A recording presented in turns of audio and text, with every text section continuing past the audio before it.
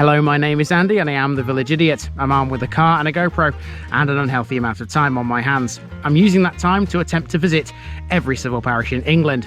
You're watching the West Lindsey series. This is one of the 9 districts of Lincolnshire and one of the county's most rural. It has 128 civil parishes. Let's see which one this episode's all about. Welcome back to West Lindsey, everybody. Now, in the drive-in that you're about to see for this one, you might think there's not much here because you can't really see anything.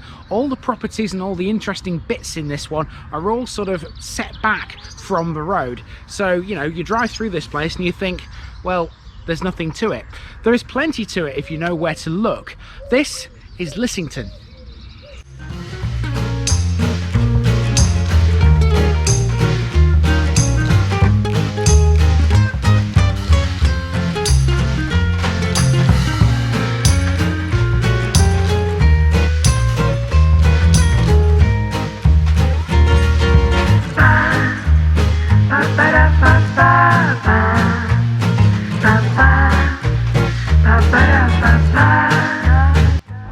The West Lindsey series is sponsored by Gainsborough Cycles 01427 617 752.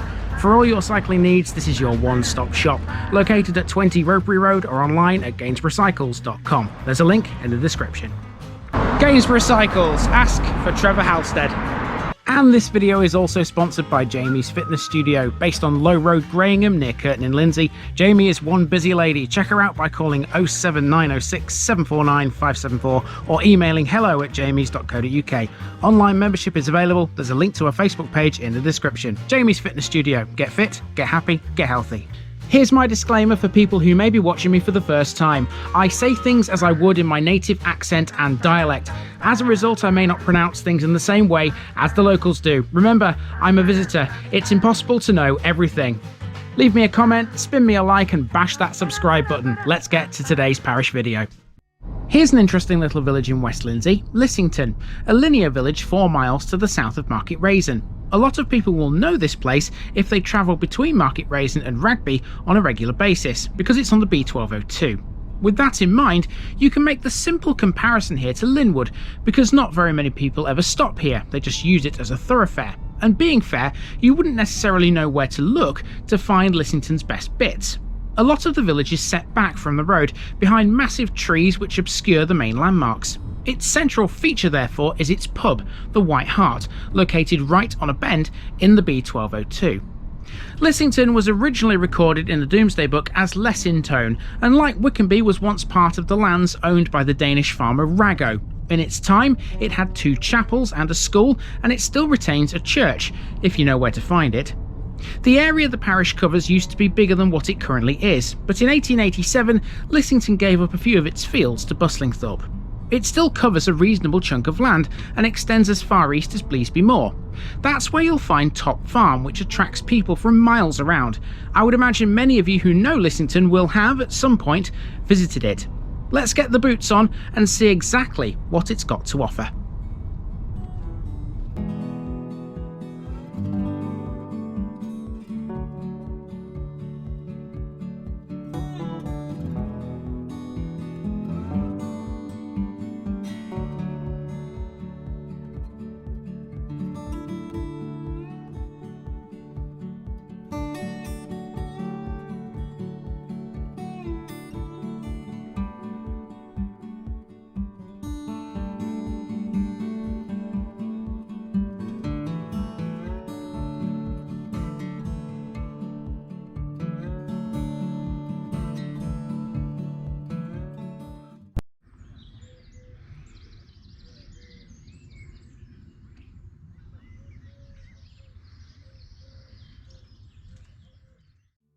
We begin on Wickenby Road outside Lissington's old schoolhouse. It was built in 1854 and closed in 1950. Its average attendance was around 40.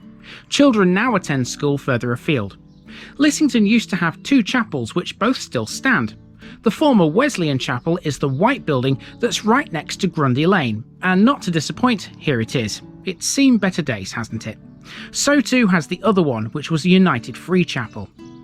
Lissington is too small to sustain a shop or a post office. The vast majority of it is residential, although there's a handful of farms here too. If you turn right at the corner where the United Free Chapel was sited, you're on the B1202, Lissington Road. Below us here is a beck, which flows south, eventually joining Barling's Owe near Newball. Standing on the bridge offers you this beautiful panorama, with the White Hart pub right in the centre. Well, there's definitely no doubting this one's centrepiece. It's the White Hart, and a brilliant white at that, isn't it? Stands out a mile in the centre of Lissington. So let's talk about this next, and then we'll head up this road. There's a church off to the left just beyond this. That's our next major landmark.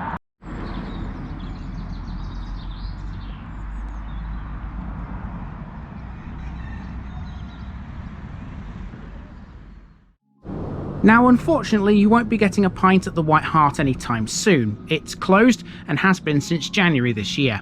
Its owners bought the pub just as the COVID-19 pandemic began to take hold.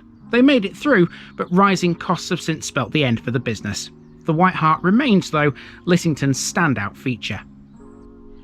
Walking up the B1202 away from the pub, the houses and landmarks start to disappear somewhat behind some tall, dense trees.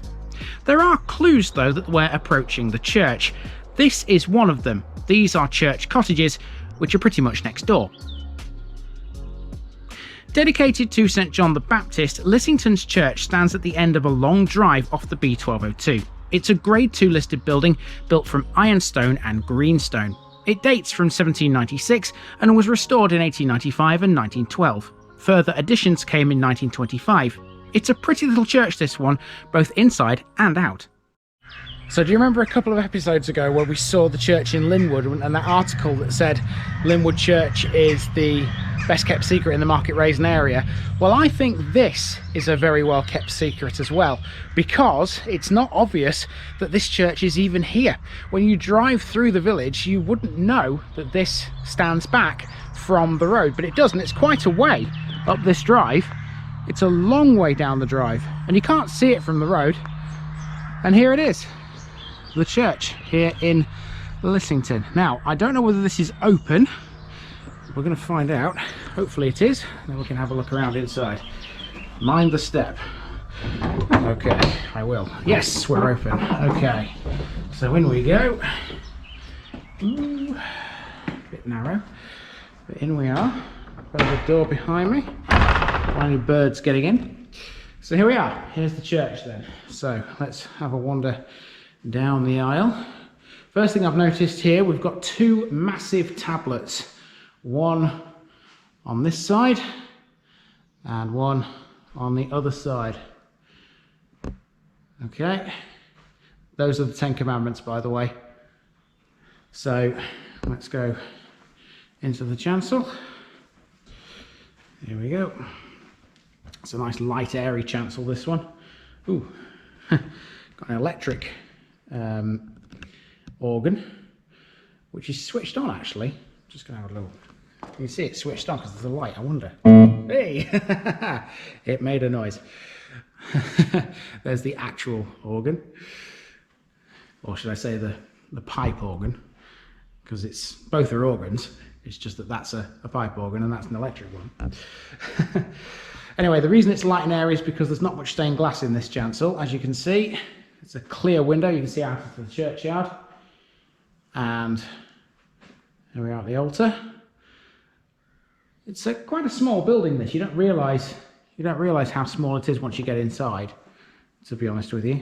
Let's go back down the aisle again, see if I can spot anything else on the walls.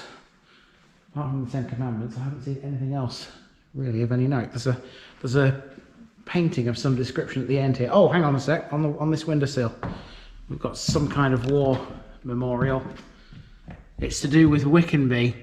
As you can see, it says Wickenby at the top, and it says, in remembrance of a 1940s Polish aircrew crashed in the field behind the church. Ah, right, so that field out there that you can see, right, so there would have been a plane crash out there. That's handy, didn't know about that. Let's go to this painting that I saw up on this wall here. Now, I couldn't tell you who that is, but all you religious experts out there may know. I certainly don't. I'm going to leave a card in here as well, with the guest book, which is just underneath that painting, as you can see. There we go. Officially visited. Font on the end here. One bell rope. There is a bell coat outside. In fact, if I go back outside, I'll show you the bell coat. You might have seen it already, but mind myself. The door. God, it's like Linwood Church all over again. You can't tell what I'm doing behind me, but I'm just closing doors. Here we go. Out into the churchyard, and there's the bell coat. How many bells has it got? Just the one, by the looks of it. One bell coat. One bell in the bell coat, I should say. So there you go. That's the church here in Lissington. Very well hidden away, but well worth coming to. I'm sure you'll agree. Okay, once you get beyond the church, you're then into the realms of this. Lots of big houses that are obscured by trees, including the vicarage, by the way, which is behind these trees here. You might be able to see its chimneys up there, but you can't really see it very well. And once you get beyond these houses, there's a farm on a bend, which is out to the northeast. And once you get beyond that farm, Lissington sort of stops. That's pretty much it. After that, there's nothing much of note, really. So I'm going to start and make my way back to the car, back to the beginning. But we're not done with this episode just yet, because when I was a child, when I was a young boy, Lissington, I used to come here with my parents because I used to pick strawberries. There's quite a few strawberry fields around here. So for today's special section, we're going to talk about Lissington strawberry fields. For as long as I can remember, Lissington has always been famous for strawberries, thanks to Top Farm. It's changed owners since the days when I picked my own, but it remains the go-to place around here for soft fruit. Lissington's association with strawberries began in Bleasby, a small village just to the east. Owned by the Downends, the business moved to Top Farm on Bleasby Moor in 1955. In the 50s and 60s, women from Market Rasen would pick strawberries here, which would then be delivered to shops in Lincoln, Louth, and of course Market Rasen itself. At that time, picking your own was only allowed at weekends. Since 2022, Top Farm has been owned by the Hollingsworths and offers much more than just strawberries. They grow all kinds of soft fruit, including raspberries, gooseberries, and tummleberries, amongst others. They also ready pick fruit to order. It's as busy and as popular today as it's ever been. And just like that, we are done with Lissington. Another one down in West Lindsey. We're getting through them, aren't we? There's not very many left now, and I'm getting quite excited to get to the end of the series, quite frankly. It's going to feel weird when I eventually do get there, but yeah, West Lindsey has been a good series so far, and I hope you're enjoying it. I know I've enjoyed this little village, but then again, I enjoy them all, so you know, it's kind of part of the course for me. Time to hop into this thing and go to the next one. I've been Andy, also known as the Village Idiot. This has been the Parish of Lissington, and I'm out.